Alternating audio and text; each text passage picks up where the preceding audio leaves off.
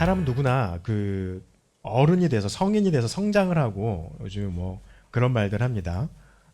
철들었다라는 그런 때가 되어졌을 때 가끔 어느 때가 되면 어떤 생각이 드냐면요. 어려서 부모님한테 좀 혼나가지고 집에 들어갈까 말까 고민하는 그런 때가 가끔씩 생각이 납니다. 그래서 뭐 학교에서 학교를 가야 되는데 제 경험에 그랬던 것 같아요. 초등학교 때 제가 병치레를 조금 많이 했습니다. 초등학교 때만. 병치레를 조금 했는데 뭐 조금만 하면 아프고 막 그래가지고 학교를 못 가는 날이 꽤 있었어요. 그래서 이제 어느 날은 진짜 아파서가 아니라 안 아픈데 괜히 학교를 가기 싫어. 왜냐하면 숙제를 안 했거든. 그래서 숙제를 안 해서 괜히 가기 싫어가지고요. 아픈 척 합니다. 그래가지고 엄마는 이제 보냈는데 가는 척 하다가 중간에 안 가버려요. 그리고 이제 다시 조용히 들어옵니다. 그러면 이제 마음이 막 조마조마해요. 오빠가 와가지고 또 이제 알면 이제 혼나니까.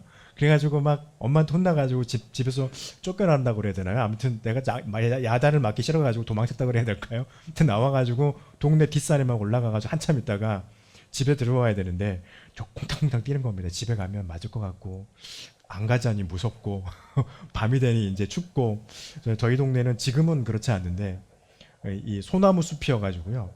거긴 또 바람이 많이 붑니다. 전라남도 영광인데 거기는 바닷바람이 꽤 많이 불어요. 영광은 서해안치고는 섬이 하나도 없습니다. 그래서 바람이 불면 그대로 들어와요. 그래서 저녁에 그 어린 나이에 거기에 이렇게 가만히 있으면 이렇게 여러분 그 소나무 숲에서 바람 불면 어떤 소리 들리는 줄 아세요? 이렇게 쉬 하는 소리 들려요. 그 옛날 전설의 고향에서 귀신 나올 것 같은 이렇게 막 바람 불잖아요. 그런 소리가 매일 들립니다. 매 밤마다. 무서워요. 어린아이가. 그래서 결국에 들어갑니다. 근데 들어가면 뭐 어머니가 별 소리 없이 그냥 놔두세요. 그럼 왜 이렇게 안심이 되는지. 그래가지고 참 잘못하면 안 된다. 막 이런 생각이 막 그때 죄 짓고 살면 안 된다. 이런 생각 그 어린 나이 때부터 했던 것 같아요. 근데 그때 몰랐습니다. 근데 요즘에 와서 그 생각을 하면 그냥 웃으면서 그때 그랬어. 이런 생각이 들어요. 이스라엘도 하나님 앞에서 그렇습니다. 오늘 호세아에 있는 이 말씀은요. 엘리사 선지자가 활동했던 그 시기에 대략 한 주전 730년, 40년 그 경에 기록되어 있는 하나님의 말씀입니다. 하나님의 말씀인데 그 말씀 속에서 하나님이 이스라엘 백성들에게 선포하시는 말씀들 중에 하나님의 마음이 호세아서 11장 8절에서 11절 말씀에 담겨 있습니다. 요즘 우리가 사는 세상 참 힘들고 어렵잖아요. 이럴 때 교회를 뛰쳐나가고 싶잖아요. 하나님의 믿음 버리고 싶을 때도 꽤 많이 있고요. 실제로 버린 신앙인들도 꽤 많이 있습니다. 그런데 이스라엘 백성들도 그랬던 것입니다. 그랬던 것 같다가 아니라 그랬습니다. 그래서 하나님께서 그들을 향하여서 하나님이 늘 가지고 있는 마음을 호세아 선지자를 통하여서 고백해요. 여러분 8절 말씀 보면은요. 하나님께서 이렇게 말씀하시죠. 에브라임이여 내가 어찌하여 너를 놓겠느냐. 이스라엘아 내가 너를 버리겠느냐. 라고 하시면서 8절 맨 마지막 보려 보니까요. 내 마음이 내 속에서 돌이켜서 나의 긍휼이 온전히 불이 붙었다라고 고백을 하고 계십니다. 하나님의 마음은 어떤 마음이 가장 많을까요? 특히 저와 여러분이 뭔가 잘못해가지고 하나님 앞에 불순종하는 게 우리의 마음을 부담스럽게 할 때, 그로 인해서 뭐라 그럴까요? 회개해야 된다라고 하는 필요성을 느끼게 할 때, 과연 여러분 하나님의 마음은 어떤 마음이 더 강할까요? 하나님의 마음은요, 긍휼을 보이고자 하는 마음이 훨씬 더 강하시다고 하는 것을 우리는 기억해야 합니다. 하나님의 마음에 긍휼이 있다라고 하는 것을 우리가 알 때 먼저 보아야 될 게 우리의 모습입니다. 이스라엘의 모습이나 우리의 모습이 같아요. 어떤 부분이 있냐면요. 이스라엘이 처음에 하나님의 부름을 받고 아브라함이죠. 아브라함에 의해서 부름을 받고 가나안에 정착해 삽니다. 그러다가 시간이 지나서 그 땅에 가뭄이 왔어요. 곡식이 없습니다. 그러니까 어쩔 수 없이 그 땅을 떠나죠. 우리는 어쩔 수 없다라고 하지만 하나님의 입장에서 봤을 때는 하나님의 언약이 맺어져 있는 땅인데 그것을 나간다는 것 자체는 하나님 앞에서 어느 정도 불순종의 씨앗이 존재하고 있는 것이죠. 그런데 그들이 나갔습니다. 그리고 애굽에서 잘 먹고 잘 대우받고 잘 살았어요. 400년이 넘게. 그러다가 우리가 성경 공부를 통해서 알고 있는 것처럼 요셉이라고 하는 사람을 알지 못하는 왕이 나왔을 때 이들이 갑자기 대우받고 선대받고 살던 그들의 삶이 갑자기 노예로 전락해 버립니다. 그랬을 때 그들은 하나님 앞에 기도하기 시작하죠. 하나님, 우리를 살려주십시오. 분명히 그렇게 기도했을 것입니다. 하나님, 이 어마어마한 이 우리의 고통스러운 삶에서 우리의 삶에서 이 고통이라고 하는 것, 노예처럼 살아가야 한다고 하는 이것을 좀 뽑아내 주십시오. 그러면 우리가 좀 편하겠습니다. 분명히 그렇게 기도했을 것입니다. 그리고 하나님이 그 기도에 응답하셨죠. 그래서 한 사람을 보냈고 그들을 출애굽으로 끄집어냈죠. 끄집어냈습니다. 그리고 이제 오늘 이제 우리가 성경 공부 시간에 그 부분을 보겠지만, 하나님께서 약속하신 그 땅에 들어가기 직전에 12명을 뽑아가지고 다시 보내죠. 12명을 뽑아가지고 보냈는데 거기에서 그들이 어떻게 합니까? 하나님의 말씀에 하나님의 뜻에 순종하지 않고 자신들의 생각으로 이것을 다 재단하고 정리하고, 지금 상황이 이러니까 우리는 가면은 그들에게 밥받게 되지 않는다. 그러니까 우리가 지금 가나안 땅에 들어가면 우리는 다 죽으니까 차라리 돌아가자 애굽으로. 불순종을 하게 됩니다. 결과가 어떻게 됐습니까? 바로 들어갈 수 있는 그 길을 40년 동안 광야에서 그들은 열심히 돌아요. 돌 데가 어디 있다고, 그 많은 사람들이. 그래서 하나님께서 응답하셨지만 결국에 그들이 다시 하나님의 백성이 되고 언약을 맺었지만, 그 언약을 맺은 이후에 그들은요, 어김없이 그 다음에 하나님으로부터 떠나가는 사건을 반복합니다. 가나안 땅에 들어왔어요. 들어왔는데도 어떻게 했습니까? 다윗과 솔로몬이 문제이긴 하죠. 이 솔로몬 왕 때부터 해서 타락하고 하나님을 떠나기 시작해요. 그리고 그 이후로 계속해서 하나님을 벗어난 삶을 살게 됩니다. 이스라엘의 모습이 그래요. 그런데 우리의 모습도 그래요. 하나님 앞에 우리가 어려움이 닥쳐왔을 때 우리는 어떻게 합니까? 하나님 앞에 우리를 구해달라고, 이 어려움 없애달라고 이스라엘과 똑같이 기도합니다. 사람이니까. 그리고 하나님이 우리에게 그 기도를 들으시고 응답하셨을 때 우리는 감사하고 기뻐하죠. 그리고 조금 더 있으면 어떻게 됩니까? 그게 언제 그랬냐는데 또 차츰차츰 퇴색돼 가다가 어느 순간 다시 이전의 모습에 머물러 있는 우리의 모습을 보게 됩니다. 한편으로는 이게 사람이 가지고 있는 죄의 근성이다라는 생각이 들었습니다. 우리의 모습이 그렇습니다. 우리의 모습이 그렇기 때문에 하나님은 당연히 그들에게 무엇을 주시냐면요, 징계라고 하는 것을 주십니다. 여기서도 보면 9절에 그러죠. 내가 나의 맹렬한 진노를 물론 나타내지 아니하리니 라고 말씀하셨지만, 호세아에서는요, 내가 너희를 징계하겠다, 진노하겠다라고 말씀을 하세요. 우리가 구약 성경을 잘 보면 그렇죠. 하나님께서 하나님의 말씀을 어기면 어떻게 하십니까? 그들을 가만 놔두지 않으시죠. 그 어긴 것에 대한 대가를 치르게 하십니다. 그래서 그것을, 그 죄에 대한 어떤 형벌을 그들이 당연히 감당하게 만드시죠. 감당하게 만드는 이유는요, 우리의 행동에 대한 결과입니다. 그것을 우리는 그냥 인과응보라고 말하기도 하죠. 그 결과이지만 그것으로 인해서 그렇게 하나님이 그렇게 저와 여러분들을, 이스라엘 백성들을 징계하시는 것은요, 하나님의 마음이 오직 너희가 죄를 지었으니까 그것에 대한 심판을 받아라 라고 하는 마음이 분명히 있습니다. 그런데 그것만 있진 않아요. 우리는 생각할 때 하나님이 우리를 징계하시면 너 잘못했네? 그러니까 거기에 대한 대가를 치러야겠다 라고 하면서 그 대가에 온전히 하나님의 말씀에 하나님의 마음이 100% 머물러 있는 것이 아니라는 것입니다. 우리 그것을 기억해야 돼요. 8절 말씀을 그렇게 기억하죠. 에브라임아, 내가 어찌하여 내가 너를 놓을 수 있겠느냐. 이건 뭐냐면 이제 더 이상 너는 내 백성이 아니다라고 생각하는 하나님의 선포라는 겁니다. 내가 어떻게 그렇게 할 수 있겠느냐. 못하겠다는 것이죠. 그 마음을 통해서, 하나님의 그 말씀을 통해서 하나님의 마음이 어떤 것인지 우리는 보아야 합니다.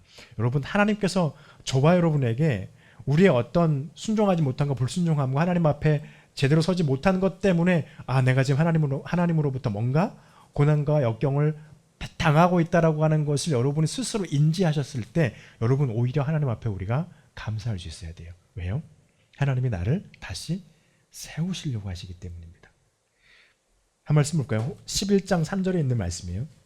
호세아서.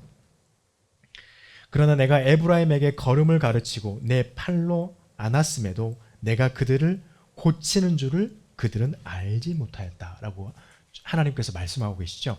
여러분, 징계는요 단순한 징계가 아니라는 말씀입니다. 어떤 건가요? 하나님이 우리의 믿음에 있어서, 하나님이 우리의 순종의 삶에 있어서 혹 우리의 순종의 방향이 잘못 틀어져 있거나 잘못되어져 있을 때 하나님이 징계를 통해서 우리를 가르치시는 계시는 겁니다. 어떻게 해요? 바른 길로 들어올 수 있도록 하기 위해서. 그 3절에 그렇게 고백하시죠. 그들을 고친다라고 말씀하고 있어요. 뭘 통해서입니까? 말씀을 통해서 했는데 그 말씀을 깨닫지 못하고 듣지 않아요. 그러면 하나님이 하실 수 있는 방법은 징계하시는 겁니다. 징계를 통해서, 왜 징계를 통해서 하나님이 우리에게 이것을 주시는지를 통해서 하나님께서 무엇을 원하시는지, 내 삶이 어떻게 바뀌는 것을 원하시는지를 알기 때문입니다. 사진 한 장만 보여주세요. 여러분, 여기는 구글 맵에서, 참 요즘 좋아요. 구글 맵에서 인공위성으로 찍은 사해바다예요.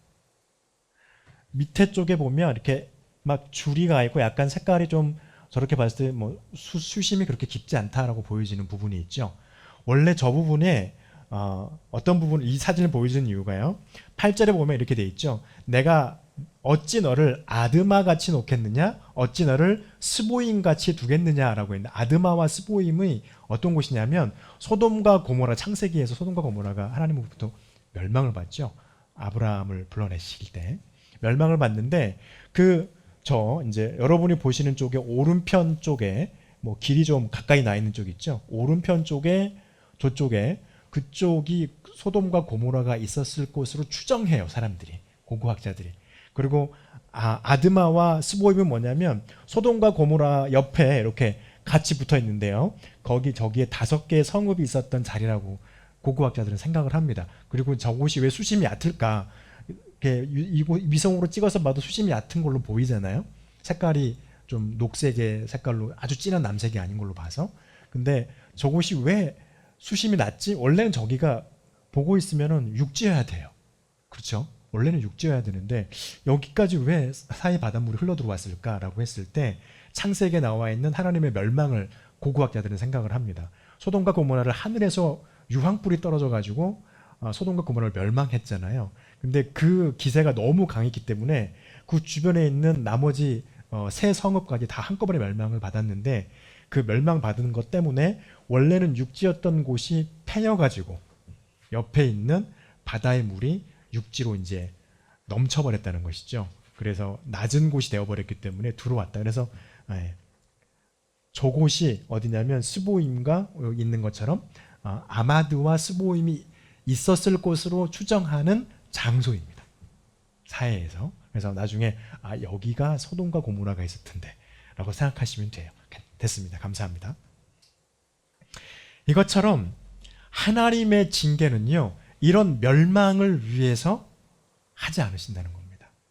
하나님의 징계는 어떤 것이냐면요, 가르쳐서 그 사람들, 하나님의 백성들이 다시 하나님이 원하는 길로 들어오시기를 원하시는 하나님의 긍휼한 마음이 담겨 있다라고 하는 것입니다. 그리고 또 한 가지는요, 하나님의 마음 속에는 어떤 게 담겨 있냐면, 하나님께서 징계를 통하여든 하나님의 말씀 선포하는 것을 통하여든 그것을 듣고 깨닫는 자들, 응답하는 자들이라는 거죠. 그 하나님의 어떤 특정한 메시지를 듣고 깨닫는 자들을 하나님의 언약 가운데 머물게 하신다는 것입니다. 그 마음이 하나님의 마음속에 강력하게 있다는 겁니다. 여러분, 하나님은 범죄한 사람들을 포기하시는 하나님일까요? 아니면 그들을 포옹하고 또 그들이 돌아오기를 바라시는 것이 하나님의 마음일까요? 하나님의 마음은 타락했지만 그 타락한 자들이 다시 하나님 앞에 돌아오길 원하시는 하나님의 마음이 더 강력합니다. 구약 성경, 특히 모세오경을 가지고 하나님의 말씀을 전달하고 지켜왔던 이스라엘의 선생들이 바리새인과 서기관들이죠. 또 대제사장들이죠. 그들이 하나님의 육신을 입으신 하나님이 오셨을 때 그들이 책망받았던 이유는 무엇이었습니까? 하나님의 마음을 제대로 가르치지 못했고 그들 또한 하나님의 마음을 제대로 깨닫지 못했기 때문이었습니다. 어떤 거였냐면요. 그래서 그들이 어떻게 했습니까? 이스라엘 백성들은 선민이고 나머지는 다 하나님을 믿어도 저들은 하나님 앞에서 구원받을 수 없는 타락한 사람들이라고 똑같은 죄인의 무리에서 구분지어 버렸다는 것이었습니다. 그래서 이방인들도 하나님의 말씀을 깨닫고 하나님을 믿으면 하나님의 앞에서 반드시 구원받을 수 있다라고 하는 것을 그들은 깨닫지 못했어요. 아니, 알았을 때도 그것을 선포하지 못했습니다. 왜냐하면 이기주의 때문에, 민족적 이기주의 때문인 거죠. 그런데 하나님의 말씀은요, 오늘 우리가 읽고 있는 이 본문도 신약이 아니에요. 구약의 말씀이에요. 구약의 말씀에서도 그렇게 말합니다. 타락한 이 백성이 돌아오기를 바라시는 거예요. 이스라엘이 타락하면 이방인이나 이스라엘이나 다를 게 하나도 없어요. 물론 타락하지 않아도 다를 게 하나도 없지만,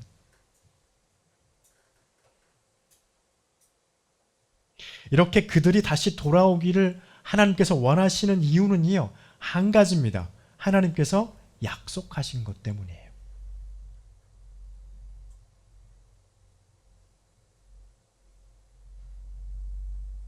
하나님께서 무엇을 약속하셨습니까? 아브라함에게 내가 너의 후손을 많게 하고 네 후손을 나의 백성으로 나는 그들의 하나님이 될 것이라는 것을 약속하십니다. 우리가 알고 있는 것은 출애굽기에서 모세를 통하여서 계명을 선포하죠.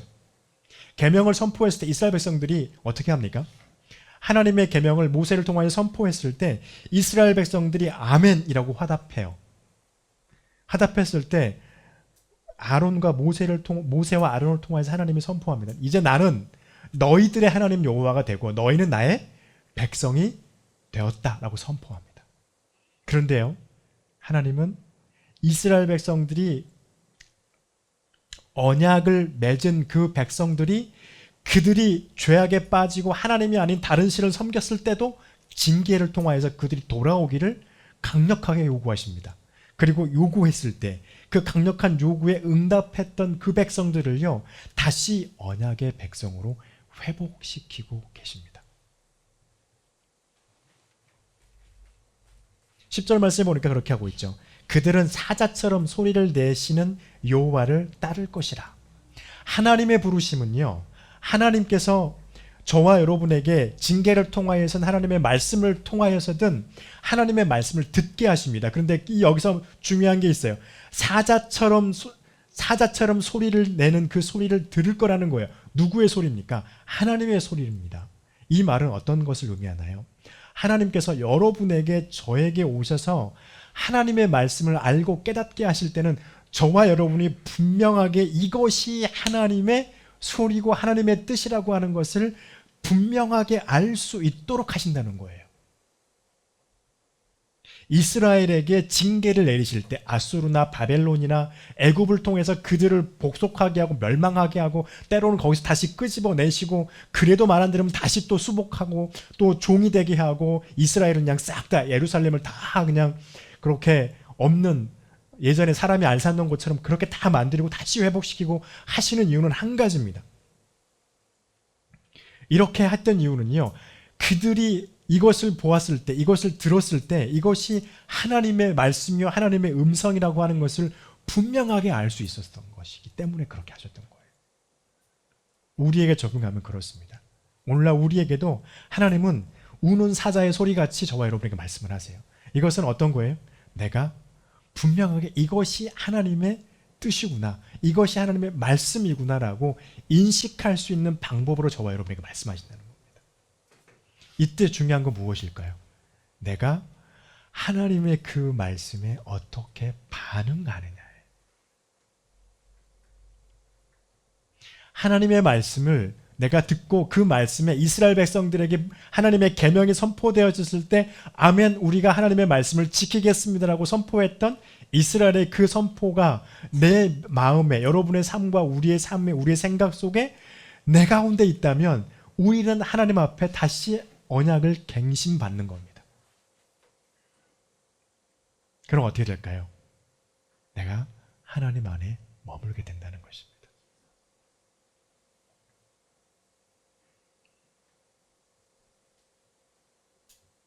9절 말씀에 이렇게 말씀하십니다. 중반절에 보면 내가 다시는 에브라임을 멸하지 아니하리니 이는 내가 하나님이요 사람이 아님이라. 이 말씀을 하십니다. 여러분, 이 말씀이 우리에게 큰 은혜가 되고요. 이 말씀 때문에 저와 여러분은 하나님 앞에서 타락했다가 불순종했다가 다시 회개하며 돌아올 수 있게 됩니다. 하나님의 마음에 국률이 있어요. 아까 우리가 보았죠. 말씀드렸죠.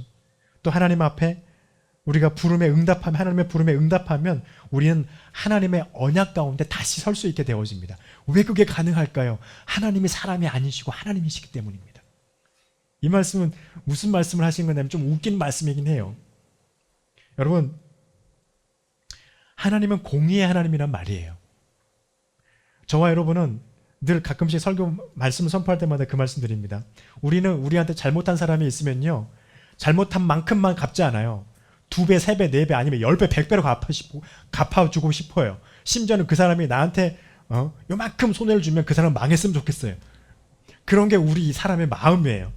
그래서 요즘에 영화나 드라마나 애니메이션이나 우리가 보통 눈으로 시청할 수 있는 그런 장르들을 보고 있으면 어떻게 합니까? 정의롭다, 속 시원하다, 사이다스럽다라고 하면 어떻게 해요? 그 사람이 요만큼 하면 막 퍼부어가지고 그 사람한테 모든 걸 다 갚아주면 막 속이 시원해가지고 사람들이 막 재밌다 이러잖아요. 이게 사람의 마음이라는 겁니다. 우리에게 누군가 잘못하면 우리는 그렇게 갚아주고 싶어요. 그런데 하나님은 안 그렇다는 겁니다. 그래서 그게 우리한테 은혜가 된다는 겁니다. 왜요?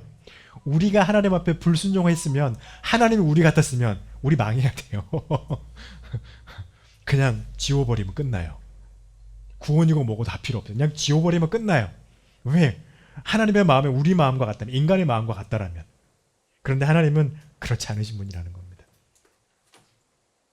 우리가 잘못한 것에 대해서 그 잘못한 것에 대한 대가를 하나님은 반드시 치르게 하십니다. 무엇을 위해서냐면요, 멸망과 채찍 그리고 영원한 형벌을 위해서가 아니라 다시 회복해서 11장에서 3절에서 보았듯이 가르쳐서 다시 회복시켜서 하나님의 언약 가운데 설 수 있게 하기 위한 것이라는 것입니다. 그래서 또 이스라엘 백성들을 가만 보고 있으면, 저와 여러분 보고 있으면 우리 얼마나 변덕스럽습니까? 이스라엘 얼마나 변덕스러워요. 좋을 땐 하나님 잘 섬기다가 자기들이 뭔가 힘이 생기고 내가 뭔가 건강해진 것 같고 나라가 부강해지고 또 야 막 저 큰 나라에서도 막 와가지고 우리 왕한테 뭐 지식을 배우겠다, 지혜를 얻어가겠다 막 이러니까 교만해졌어요. 그래서 결국엔 그들 하나님을 떠났죠. 변덕스럽습니다. 하나님이 그렇다면 어떻게 될까요? 하나님이 변덕스러운 마음을 가지고 계시다면, 하나님의 심판이 임할 때 하나님의 마음이 심판 쪽으로 치우쳐버려서 완전히 가만 놔두지 않아야 되겠다라고 한다면 우리에게는 멸망밖에 없을 것입니다. 하나님의 마음이 막 바람이 부는 갈대처럼 왔다 갔다 한다면 우리는 어디다가 갈피를 맞춰야 될지, 어느 기준으로 따라가야 될지 알 수 없을 거예요. 그러면 뭐 하나님 믿는 거 포기하고 가만히 있어야죠.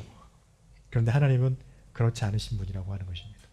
변하지 아니하고 여전히 징계하시지만 그 징계 속에는 하나님께서 하나님의 긍휼을 가지고 계시고 징계를 통하여서 잘못 가고 있는 인간의 길을 바른 길로 이끄실 하나님의 마음이 더 많으시고, 또 그것에 그 마음, 하나님의 긍휼을 알고 깨달아서 하나님 앞에 아멘으로 화답하는 그들을 하나님께서 언약을 세우시고 다시 하나님의 백성으로 삼으시고자 하는 그 하나님의 말씀 가운데 세우시려고 하는 하나님의 그 마음이 변하지 않고 있는 하나님이라고 하는 것입니다.